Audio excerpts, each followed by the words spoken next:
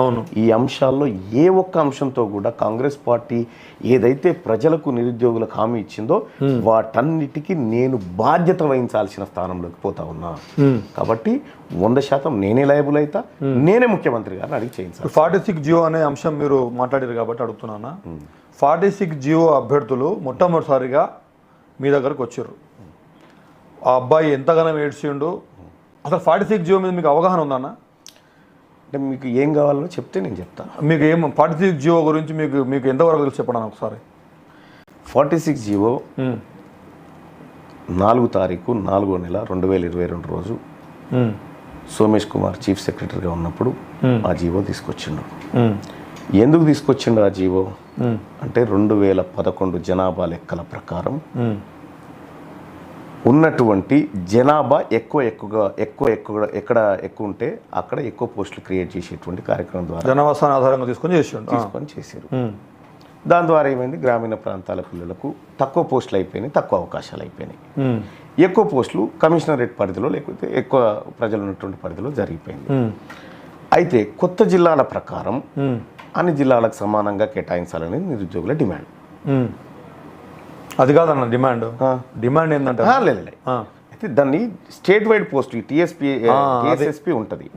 అయితే అది ఇప్పుడు హైదరాబాద్లో ఉన్నటువంటి వ్యక్తి అది 56 మార్కులకు స్పెషల్ ఫోర్స్లో వచ్చినారు.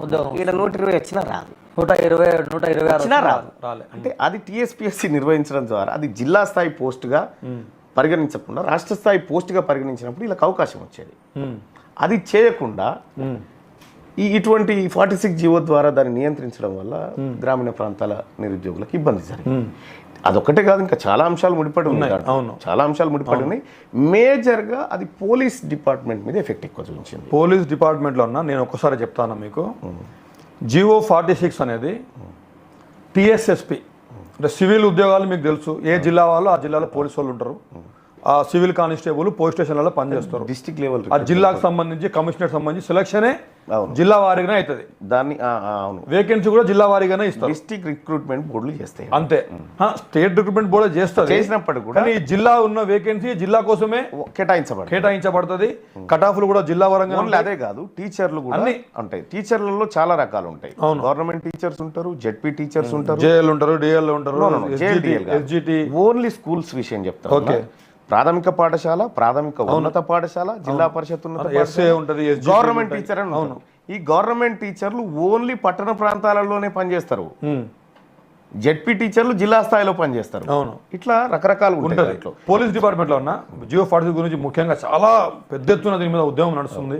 గత ఒక సంవత్సరంగా పిల్లల భావం చాలా 11 నెలల సంవత్సరం అవుతుంది. నేను ఒకటే మాట చెప్తున్నాను, జియో 46 అంశం దాదాపుగా కాంగ్రెస్లో ఉన్న ప్రతి నాయకులు భట్టి విక్రమార్క గారు అయితే డైరెక్ట్గా అసెంబ్లీలో కూడా దాని గురించి మాట్లాడడం జరిగింది. జియో 46 చేయబట్టి 47% ఒకటికు ఇప్పుడు సిటీలో ఉన్నటువంటి పిల్లలు ఎవరైతే ఉన్నారో జియో 46 అనేది టీఎస్ఎస్పీకి ముఖ్యంగా రాష్ట్ర వ్యాప్తమైనటువంటి పోస్ట్. అది ఇంతకుముందు ఏపీఎస్పీ ఉండే, ఆంధ్రప్రదేశ్ స్పెషల్ పోలీస్, ఇప్పుడు తెలంగాణ స్టేట్ స్పెషల్ పోలీస్ అయింది. వీళ్ళు ఏంటంటే అన్న వరంగల్ వేరే ఎక్కడైనా ఉండండి, బటాలియన్స్ ఉంటాయి దీంట్లో. ఏ బటాలియన్ అడుగుతారు, ఏ జిల్లా అని ఎవరు అడగరు. ఆ బటాలియన్ వారీగా ఇప్పుడు అసెంబ్లీ ఎలక్షన్స్ అవుతున్నాయన్న, మొత్తం వరంగల్ని వారిని అందరిని తీసుకొచ్చి హైదరాబాద్లో ఉద్యోగాలు చేపిస్తారు. ఎక్కడైనా ఇంకేమైనా వేరే పండుగలు ఉంటే స్టేట్ మొత్తంలో వీళ్ళని ఎక్కడైనా ట్రాన్స్ఫర్ కూడా చేయవచ్చు, ఉద్యోగాలు కూడా చేయించుకోవచ్చు. స్టేట్ వైడ్ పోస్ట్ క్లియర్ కట్గా అది. అలాంటి స్టేట్ వైడ్ పోస్ట్ని ఎవరు అడగలేదు, ఎవరు ధర్నాలు చేయలే, ఎవరు ఆత్మహత్యలు చేసుకోలే, మాకు జియో 46 తెమ్మని ఎవరు చెప్పలే. మరి చైర్మన్ గారు మన టీఎస్ఎల్పిఆర్బి చైర్మన్ గారు అంటే ఎప్పుడైనా ఇప్పుడు రిక్రూట్మెంట్ బోర్డుకు సంబంధించినటువంటి చైర్మన్ ఈ నిర్ణయం తీసుకున్నని చెప్పనీకి లేదు. ఆ రాష్ట్ర ప్రభుత్వం అప్పుడున్నటువంటి కేసీఆర్ తీసుకున్నటువంటి నిర్ణయం అది. ఓకే, కేవలం ఆ బోర్డు రిక్రూట్మెంట్ బోర్డు మీద వదిలేసి ఆయన కారణంగానే ఆయన చెప్పడం కాదు, దాని కర్త క్రియ కేసీఆర్. ఓకే, ఎందుకంటారు? కారణం ఏమేమి ఉంటుంది అంటారు? కేసీఆర్ పనికి దాని కారణాలు ఎత్తుకుడు కంటే కేసీఆర్ ఎలాంటి పని చేస్తాడో ఇప్పుడు చూస్తలేమా? ఇప్పుడు ఏమంటాడు, ప్రధానమంత్రి రేసులో నేనున్నా అంటాడు కేసీఆర్. ఏం చెప్తావు ఆయన? కేసీఆర్ నిర్ణయాలు ఇప్పుడు ఎట్లుంటాయో ఎవరికి తెలియదు. ఓకే, అంటే అప్పుడు ఇచ్చేటువంటి సలహాదారుడు ఎవరైతే ఉండేనో సోమేష్ కుమార్, ఆయన మట్టి బుర్రకు తట్టిన ఈ చెత్త ఆలోచన. ఓకే అన్న, ఇప్పుడు 46 జియో వల్ల ఇప్పుడు స్టేట్ వైడ్ పోస్ట్ కాస్త నోటిఫికేషన్లోనే వాళ్ళు ఒకటి ఇచ్చారు, CD1 CD2 అని ఇచ్చారు. Contingent district cadre 1, contingent district cadre 2. ఈ ప్రకారంగా 1-2లో కొన్ని జిల్లాలను పొందపరిచారు. ఆ జిల్లాల వారీగా వాళ్ళు కటాఫ్లు ఇచ్చినా కూడా చాలా మందికి దాదాపుగా 15,000-2,000 మందికి ఉపశమనం కలిగేది, లబ్ధి కలిగేది. అయితే ఇప్పుడు వీళ్ళు ఏం చేశారంటే 126, 127 మార్కులు వచ్చిన వాళ్ళకి ఏమో జాబ్ వస్తలేదు. ముఖ్యంగా ఖమ్మం, నల్గొండ, ఇటు మన గ్రామీణ ప్రాంతాల్లో అందరికీ ఉద్యోగాలు రావట్లేదు. అక్కడ సోర్సెస్ తక్కువ ఉంటాయి. గ్రామాలలో గ్రౌండ్లు ఉండవు, గ్రామాలలో చదువుకునే సోర్సెస్ తక్కువ ఉంటాయి.